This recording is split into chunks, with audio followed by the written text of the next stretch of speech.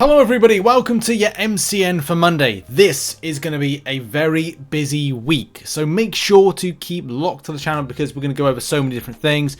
I had decided over the weekend to take a little bit of a break. By Friday I felt very burnt out, and some of the videos that I put out over the weekend, just some scheduled stuff that I needed to kind of like get out there. So I haven't really been kind of like flat out on the stuff that I want to do. So look out for an extension of the Banquet Event guides, as well as the spreadsheet becoming available, infographics, whatnot, by, I think, a video is going to go out today. We're going to get the spreadsheet out on Tuesday, and also some other videos that are going to accompany it in some way. But you'll get the full extent of it, and then video guides to accompany it Monday, Tuesday, Wednesday, and then finishing on Thursday. This is going to be a very busy and a very important week for the community. So make sure to come on by to the videos and live streams that I'm going to do.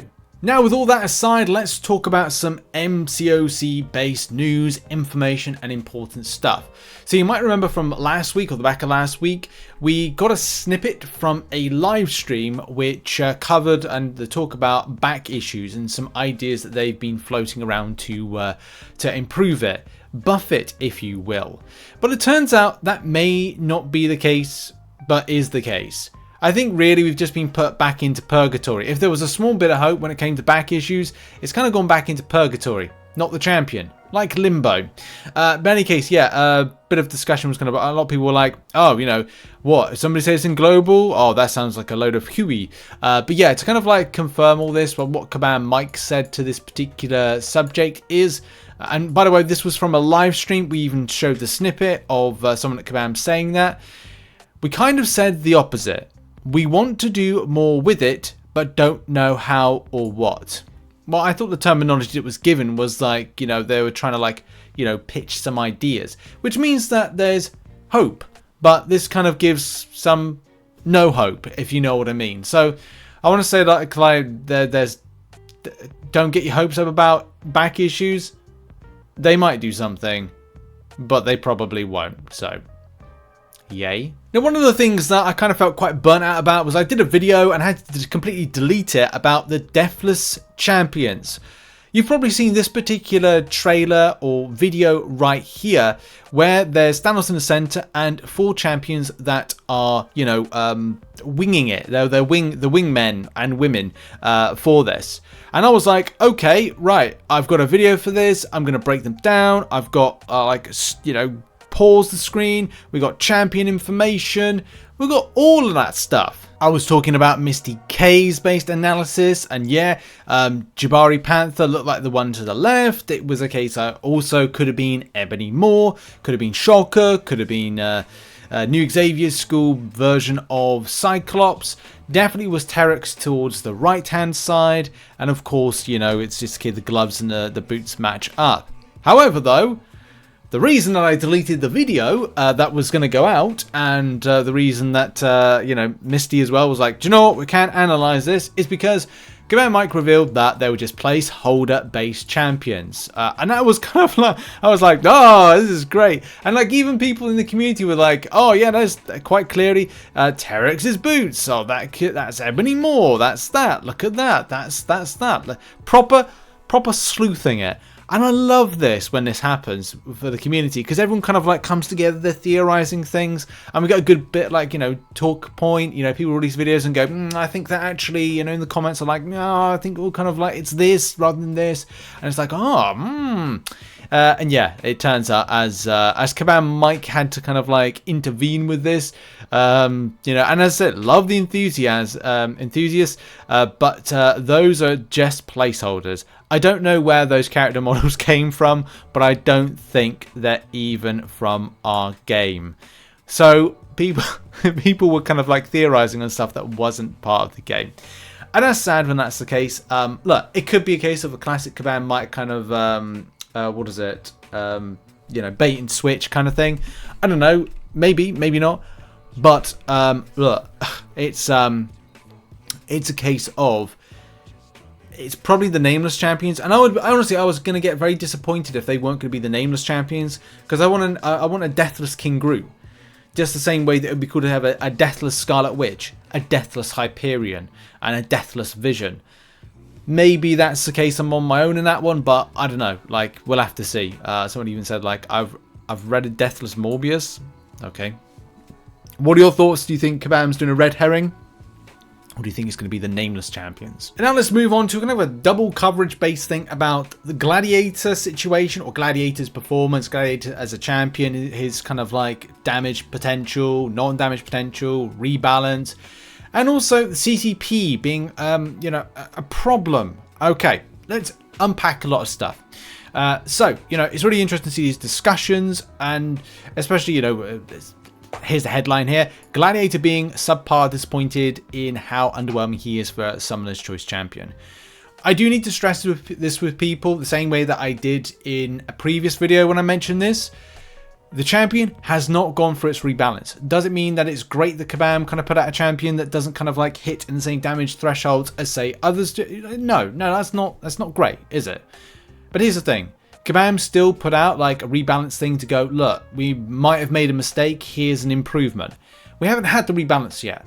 So I would say we need a little bit of faith to Kabam to get it sorted. Yes, putting faith into Kabam isn't exactly the best thing to do, but at the end of the day, what can we do? Like, we can't influence the game to go like, you know, I don't know, we're kind of like slapping members of Kabam staff to go, you get buff Gladiator, rework superior Iron Man. It's just not going to happen. So we've got to kind of allow them to kind of get time to get sorted. And of course, if the rebalance isn't good enough, then of course we're going to say something about it. But of course, it's a regular kind of like, you know, discussion that players have. Marvel fan says, White Tiger is coming next month. Can't wait for people who voted for Gladiator to regret their decision.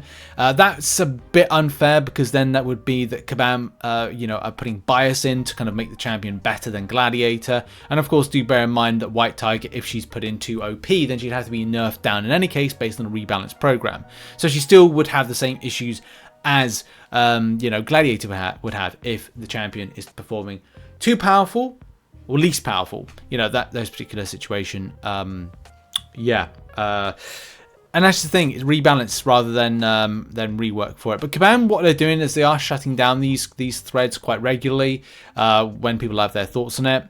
Kabam Mike says, of all things that Broccoli did, most of them were awesome. The worst thing was saying that just because somebody is voted for, they are somehow special. They are not, and they should not be treated any differently from any other champion. Just like every other champion that's been released lately, he will be undergoing the balance pass and is subject to change like many champions before him have. Since there are other threads, yada yada yada, it's going to be you know, closed down on this particular discussion. So look, that's the thing to say, that you've got to keep a little bit of faith. Even if you don't like Kabam, or you love the game, but you're a bit unsure about Kabam as a developer, we've got to let, you know, them kind of like do their process and see whether or not they can actually make something that's going to appeal to everybody. I don't know if there's slight shade towards Broccoli with kind of stuff. And it's tough, isn't it? Summoner's choice. Look, you put your vote in something, you hope it's going to win, hope it's going to get there. For me personally, Gladiator as a character, I love. I just not sold on the champion side of things, like the kit side of things, the abilities, like haven't transferred over. And maybe that's down to the fact it's not as powerful as that. And that's, by the way, like, people need to understand as well the difference between Marvel Contest of Champions and Marvel character. Marvel character is always going to be different to what you see in Marvel Contest of Champions. Kabam's logic behind this, I think, was that because they are under the Battle Realms, like ISO, whatever it is, their power is kind of like diminished down to what is the champion within the Battle Realm. It's a bit of a weird one. Kabam, well, Gabe actually explained it a long time ago when it comes to how that changes. The same situation as like Dormammu in the comic books and in the movies isn't in any kind of shape or form like it is as a champion. Go figure. And I think people really need to understand that. That's why I wanted Gladiator, because I like the character. I like this Darkhold version of Iron Man, and it's a really cool character. Just bought a comic book of it. It's a really decent story. But I don't think it will be a character in MCOC. And if it was, I don't think it'd be anything like, shape or form. I'll be like, oh, that's definitely the champion version I wanted to see. The part 2 to this is all about trying to get change. I mean, we've talked, you know, in that little segment there on the part 1 about, you know, trying to impact any kind of change and stuff.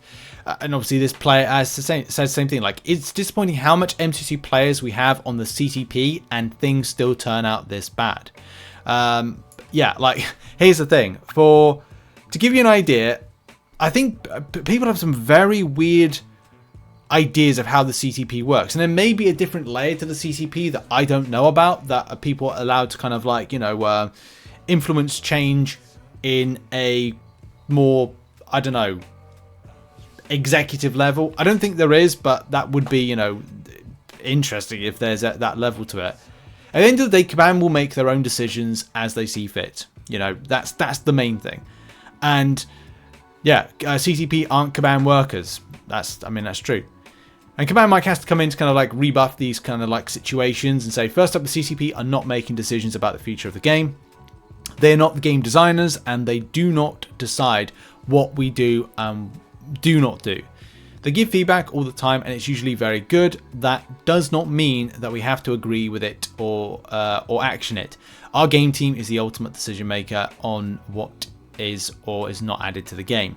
And that's the thing, like, I pitched a while ago some ideas for side quests, probably about a year ago, and I have not heard. I talking to a Kabam Kabam designer and stuff, and we were kind of like, we actually kind of wrote a idea for a side quest, and I didn't hear anything back after that. Pitched the second idea, didn't hear anything back, and after that you just kind of go like, well, look, at the end of the day, Kabam want to do their own thing, and it's not through lack of trying. You know, at times I will try to kind of like, you know, say, oh, this, you know, but at the end of the day, Kabam will ultimately make the decision. It does come to a point where you just feel kind of exhausted as to like, is it worth actually kind of like saying anything? Like, that's the thing.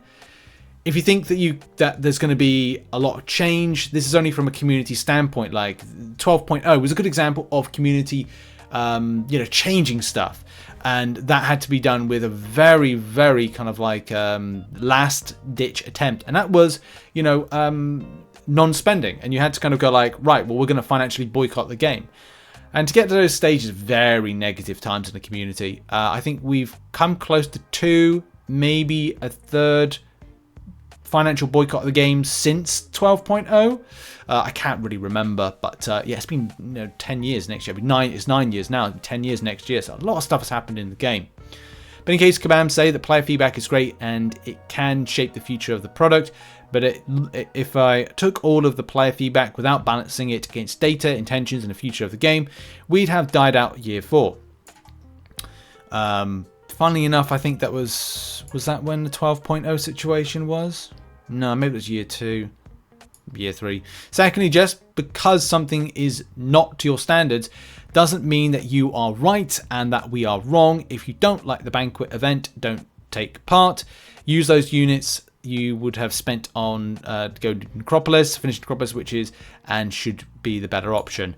Yes and no. I don't. Here's the thing: why is a rank 3 7-star gem in the kind of like the first ranks? Actually, was it like the first 30 ranks of it? But you know that's going to be like, well, whales are going to be able to obtain that, nothing else. Yeah, it's a bit weird. That's a bit of a weird response with that one. Yeah. I know I've got to like 100% Necropolis because there's no other way of getting what I need to get from a non-spending standpoint. And that's fine. Look, I'm happy that I made that bed and I'm lying in it since I knew that was going to be a case back on Cyber Weekend. Like, just because of what Kabam put out. It was ultimately disappointing to have so many chase meta rewards, but they'd be, first of all, you'd have to be a mega whale in order to kind of achieve it, or be obviously spend to a certain degree, and then the Banquet event kind of rebuffing that by going, hey, you do know that like non-spending players are less than likely to get the top 30 spaces. You'd have to have some wicked amount of units in order to achieve that. Or luck when it comes to RNG and those Banquet crystals.